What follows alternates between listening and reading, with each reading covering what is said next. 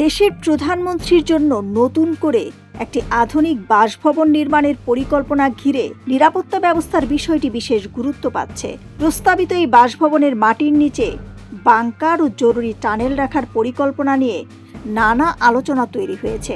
সংশ্লিষ্টরা বলছেন, এটি কোনো ব্যতিক্রমী সিদ্ধান্ত নয়, বরং বিশ্বমানের নিরাপত্তা কাঠামোরই অংশ। গৃহায়ন ও গণপূর্ত মন্ত্রণালয় সূত্রে জানা গেছে, রাষ্ট্রপ্রধান বা সরকার প্রধানদের নিরাপত্তা নিশ্চিত করতে উন্নত দেশগুলোতে দীর্ঘদিন ধরেই এ ধরনের ব্যবস্থা রাখা হয়। যুদ্ধ, সন্ত্রাসী হামলা বা বড় ধরনের নিরাপত্তা ঝুঁকির সময় দ্রুত নিরাপদ স্থানে সরিয়ে নেওয়ার জন্য বাংকার ও টানেল কার্যকর ভূমিকা রাখে। পরিকল্পনা অনুযায়ী প্রস্তাবিত বাসভবনের নিচে শক্তিশালী বাংকার নির্মাণ করা হবে, যেখানে জরুরি পরিস্থিতিতে আশ্রয় নেওয়া যাবে।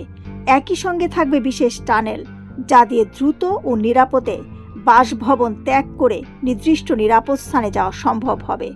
এসব অবকাঠামো সম্পূর্ণ গোপনীয়তায় ও উচ্চ নিরাপত্তা মান বজায় রেখে নির্মাণ করা হবে। সংশ্লিষ্ট কর্মকর্তারা জানান, রাজধানীর হেয়ার রোড, মিন্টো রোড বা বেইলি রোড এলাকায় বাসভবন নির্মাণের সম্ভাবনা বিবেচনা করা হচ্ছে। সচিবালয়ের সঙ্গে সহজ যোগাযোগ এবং নিরাপত্তা ব্যবস্থা নিশ্চিত করাই এখানে প্রধান বিবেচ্য বিষয়।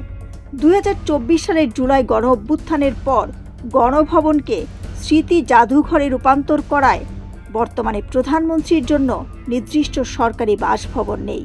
এই প্রেক্ষাপটে নতুন বাসভবন নির্মাণের উদ্যোগ নেওয়া হয়েছে, যেখানে আধুনিক স্থাপত্য, প্রযুক্তি ও নিরাপত্তার সমন্বয় ঘটানো হবে। বিশেষজ্ঞদের মতে, বাংকার ও টানেল সংযোজনের পরিকল্পনা মূলত ঝুঁকি মোকাবেলায় একটি প্রতিরোধমূলক ব্যবস্থা। এতে করে সংকটময় পরিস্থিতিতে দ্রুত সিদ্ধান্ত ও পদক্ষেপ নেওয়া সহজ হবে।